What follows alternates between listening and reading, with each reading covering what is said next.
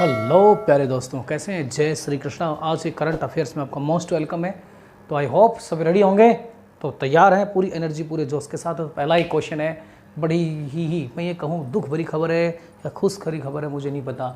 धोनी ने international cricket से retirement की घोषणा कर दी है। महेंद्र सिंह धोनी माही। तो मैं कहता हूँ कि भारतीय क्रिकेट के अंदर अगर सफलतम कप्तानों की बात करें तो महेंद्र सिंह धोनी से अधिक सफलतम कप्तान किसी को हम नहीं कह सकते। लगातार जीत की हैट्रिक पे हैट्रिक महेंद्र सिंह धोनी ने दी है। इंडियन क्रिकेट टीम को जीतने की भावना सिखाई है, इंडियन क्रिकेट टीम को लड़ने की भावना सिखाई है और हर मैच को जीतने की कला भी महेंद्र सिंह धोनी ने सिखाई है। तो अब हमें ग्राउंड में महेंद्र सिंह धोनी के जो शानदार शॉट खेलते थे और हमेशा हर स्थिति हर परिस्थिति में बिल्कुल शांत रहते थे, उसको लेकर अब हमें दिखाई नहीं देंगे। तो पहली खबर, धोनी ने इंटरनेशनल क्रिकेट से रिटायरमेंट की खबर ली है, जिसको सुनकर एक प्रकार से बहुत अच्छा नहीं लग रहा है, क्योंकि इतने अच्छे क्रिकेट खिलाड़ी, लेकिन एक दिन सबको अपना करियर स्टॉप करना ही पड़ता है। लेकिन दुख तो होता ही, आपको पता ही है। सुरेश रैना, ओहो, ये और दुख भरी खबर आ गई कि सुरेश रैना ने भी इंटरनेशनल क्रिकेट से रिटायरमेंट की घोषणा कर दी। सुरेश रैना मूल रूप से यूपी उत्तर प्रदेश से, महेंद्र सिंह धोनी मूल रूप से झारखंड रांची से। अब आप देखिए, ये इनके साथ ही सुरेश रैना ने घोषणा कर दी कि भैया आप आ रहे हैं तो आपके पीछे मैं भी आ रहा हूँ। अब आप सोच रहे हैं कि महेंद्र सिंह धोनी के बाद सुरेश रैना ने भी की घोषणा। बड़ी दुखद की बात है। बहुत अच्छा, मस्त प्लेयर, गुड प्लेयर, लेकिन ये भी हमें छोड़ के जा रहा है। ना जा रे, क्या कहूँ। नेक्स्ट, नीतीश सरकार से लोजपा नाराज। लोक जनशक्ति पार्टी जिसे एक प्रकार से मौसम वैज्ञानिक पार्टी भी कहा जाता है, इसके सर्वा पहले रामविलास पासवान, अब उन्होंने अपने बेटे को सारी पावर दे दी है, चिराग पासवान को। अब ये कह रहे हैं कि हम लगातार बिहार के मुद्दे उठाएंगे। अब बिहार के मुद्दे पहले तो नहीं उठा रहे थे, अब क्यों उठाएंगे? क्योंकि चुनाव है। जब चुनाव है तो बिहार के मुद्दे भी याद आ गए, वोट भी लेने हैं। तो कह रहे हैं कि मैं जो है, अगर बिहार सरकार गलत काम करी तो लगातार मुद्दे उठाते रहूँगा। जरूर उठाओ, कारण वोट लेने हैं। नहीं, पहले आप सो रहे थे, पहले मुद्दे क्यों नहीं उठा रहे थे, लेकिन अब मुद्दों की याद आ गई। तो सब नीतीश सरकार ने, लोजपा सरकार नाराज, कहा राज्य में मुद्दे उठाएंगे चिराग पासवान। हो सकता है एनडीए से चले भी जाएं, लेकिन ये चले गए तो बाहर वेटिंग में खड़े हैं मांझी, तो मांझी साहब भी यहाँ आकर फिट बैठ जाएंगे, आउट हो जाएंगे। पर पता नहीं, राजनीति है, बड़ा गंदा खेल है। चेतन चौहान की हालत गंभीर। अब अगला पॉइंट, चेतन चौहान जी को आप जानते ही हैं, पूर्व क्रिकेटर चेतन चौहान जी यूपी के अंदर जो सरकार है उसमें कैबिनेट मंत्री भी हैं। आ गए चपेट में, किसकी? कोरोना की चपेट में। और कोरोना की चपेट में आने के बाद में कैबिनेट मंत्री व पूर्व क्रिकेटर, हालत इनकी भी ख़राब है। आजकल पता नहीं 2020 किस को क्या क्या समस्याएं दे रहा है। भैया 2020 तो मैं कहता हूँ प्रॉब्लम हो रही, कोरोना ज़िंदगी को नरक बना के रख दिया है। तो चेतन चौहान जी की हालत, दुआ करो जल्दी से जल्दी ठीक हो जाए।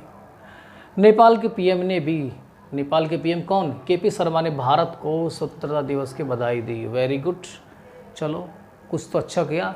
वरना पता होगा, भारत और नेपाल दोनों हिंदू राष्ट्र हैं। काफ़ी समय से हम हमेशा नेपाल के साथ खड़े रहे, उसकी मदद की है। लेकिन इस नेपाल को भी चाइना ने पता नहीं कौन सी डोनेशन दे दी। क्या हो गया? आप देख ही रहे हैं, लगातार दिन रात चाइना गीत गाता रहता है। अब उनको सतबुद्धि आई, थोड़ा आई है कि नहीं आई ये भी नहीं पता। तो कल भारत के हमारे प्रधानमंत्री को स्वतंत्रता दिवस की बधाई दी है। ठीक है, नेपाल के पीएम केपी शर्मा साहब, बहुत मैं तो आपसे यही दुआ करूंगा कि चीन के झांसे में नहीं आए, तुरंत अपने भारत के पास लौट आए, बहुत अच्छा रहेगा। विवाद का मुद्दा, नेपाल ने भारत के कुछ भूभागों को अपना बताया था। बताओ, अपने भी नहीं संभल रहे, ये भारत वालों पे हाथ डालने लग गया। ठीक है, अरे सुधर जाओ भाई, सुधर जाओ। सुशांत सिंह राजपूत, ओहो, इतना ग्रेट प्लेयर भाई साहब। महेंद्र सिंह धोनी की जो फिल्म बनी थी MS धोनी, उसमें ईश्वर ने जो काम किया था ना, दिल छू गया, बिल्कुल दिल। तो सुशांत सिंह राजपूत, अब सुशांत सिंह राजपूत की डेथ मिस्ट्री को लेकर बहुत बड़ा सस्पेंस बना हुआ है। 2 महीने हो गए हैं, लगातार सोशल मीडिया पे या हमारे न्यूज़ चैनल के द्वारा इस मुद्दे को उठाया जा रहा है। और मुझे तो ये आत्महत्या से कहीं अधिक बड़ी सरप्राइज़ क्या कहूँ मैं। लेकिन सुशांत सिंह राजपूत, जिन्होंने MS धोनी के ऊपर बनी फिल्म में भी काम किया था, और इतने समय के अंदर भाई साहब इतने ज़बरदस्त कलाकार थे, मैं कहता हूँ बहुत ज़बरदस्त। अब ये कैलिफोर्निया स्टेट असेंबली है, वहाँ इनके काम को सलाम किया गया है और इस असेंबली के द्वारा इन्हें एक सम्मानित पत्र भी दिया गया है। और इनकी बहन जो अमेरिका के अंदर है, उसने इसको लिया है। तो सुशांत सिंह राजपूत की जाने का दुख मुझे भी है। कैसे लोग हैं, मैं क्या कहूँ, समझ में नहीं आ रहा। बाकी बहुत ही अच्छे बेहतरीन कलाकार, इनको मैं मानता हूँ, तहे दिल से सलाम। 17,000 फीट की ऊंचाई पर आईटीबीपी के जवानों ने स्वतंत्रता दिवस मनाया।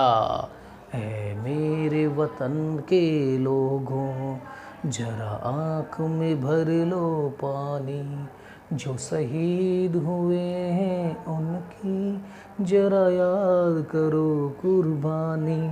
भैया जिन्होंने आज़ादी के लिए अपने प्राण त्याग दिए, भगत सिंह, राजगुरु, सुखदेव, चंद्रशेखर आज़ाद, न जाने कितने ही क्रांतिकारी। और मैं सोच भी नहीं सकता हूँ, कई बार जब इन चीज़ों को हम सोचते हैं, आप एक बार सोचना, ऐसे नहीं कि देखो आज हम एक काम भी करते हैं तब भी हमें कितनी सारी प्रॉब्लम आती हैं, और उन लोगों के पास न संचार था, न कम्युनिकेशन था, कुछ था ही नहीं। उस ज़माने के अंदर इन लोगों ने अपना सब कुछ छोड़कर देश के लिए दिन रात कष्ट झेले हैं। तो भैया मैं इन स्वतंत्रता सेनानियों को दिल से नमन करता हूँ, और आपसे भी रिक्वेस्ट करता हूँ आप इनको नमन करो, इनको भूल नहीं जाना कभी भी। इनकी बदौलत ही हम यहाँ जिंदा हैं, वरना गुलामी का जीवन तो आप एक दिन जी के देखिए, आपको पता लग जाएगा। वो लोग तो हमें छोड़ के चले गए, किसके लिए? कि हमें आज़ादी मिले, और हम उनको भूल जाएं? बिल्कुल नहीं, इनको हमें हमेशा याद रखना है। तो 17,000 फीट की ऊंचाई पर आईटीबीपी के जवानों ने इसको मनाया है, भारत तिब्बत सीमा के जवानों ने मनाया है। 74वां स्वतंत्रता दिवस मनाया है, पता है आपको, अभी हमने 74वां स्वतंत्रता दिवस मनाया है। और लाल किले से 7वीं बार हमारे पीएम प्रधानमंत्री मोदी साहब ने झंडा फहराया है। जब भी स्वतंत्रता दिवस होता है, स्वतंत्रता दिवस पर लाल किले से हमेशा प्रधानमंत्री राष्ट्र के नाम संबोधन करते हैं। बहुत अच्छे, बहुत महान, very good. National digital health scheme, अभी हमारे पीएम साहब ने नेशनल हेल्थ डिजिटल प्रोग्राम की भी कल लॉन्च किया, इसी मौके के ऊपर कि एक व्यक्ति की सारी जांच वगैरह, उसका सारा रिकॉर्ड उसके तहत रखा जाएगा। सब सारा डिजिटल होता जा रहा है, सब कुछ ऑनलाइन होता जा रहा है। लखनऊ में देश का सबसे बड़ा प्लाज्मा बैंक बनकर तैयार होगा। ये बात और सुनिए, कोरोना का जो तांडव है, उस कोरोना के तांडव में नवाबों के शहर लखनऊ के अंदर ये प्लाज्मा थेरेपी कोरोना के इलाज के अंदर प्रयोग की जाती है, और सबसे बड़ा जो प्लाज्मा बैंक है वो बनकर यहाँ पर तैयार हो गया है। अगला 16 अगस्त, और 16 अगस्त को क्या होगा? वैष्णो देवी का दरबार खुलेगा। बड़ी अच्छी खबर है। प्यारा सजा है तेरा द्वार भवानी। तो 16 अगस्त को माँ वैष्णो देवी का दरबार खुल जाएगा, लेकिन पालन क्या किया जाएगा? वही प्रॉपर डिस्टेंसिंग से जाएंगे, सारा भीड़ नहीं जाएगी, दो चार व्यक्ति वहाँ जाकर दर्शन माता के कर सकते हैं। तो माता वैष्णो देवी का 16 अगस्त से वैष्णो का दरबार खुल जाएगा। अगली खबर और देखिए, अलगाववादी नेता गिलानी साहब, ये अलगाववादी नेता जो गिलानी है जम्मू कश्मीर के, पाक ने निशान ए पाकिस्तान का एक सम्मान है, इस सम्मान से इसको सम्मानित किया गया है अलगाववादी नेता को खुश करने के लिए कि आप भारत विरोधी काम करते रहो, आप भारतवादी विरोधी काम करोगे, हम आपको निशान ए पाकिस्तान देकर सम्मानित करते रहेंगे। तो गिलानी को निशान ए पाकिस्तान ये 14 अगस्त को इनको दिया है। ये तो वहाँ नहीं पहुँचे, पर इनकी पार्टी किसी व्यक्ति को दिया गया 14 अगस्त।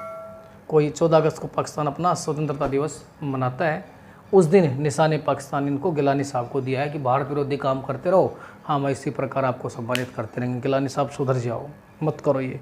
और निशान पाकिस्तान को लौटा दो। क्या करोगे निशान पाकिस्तान का?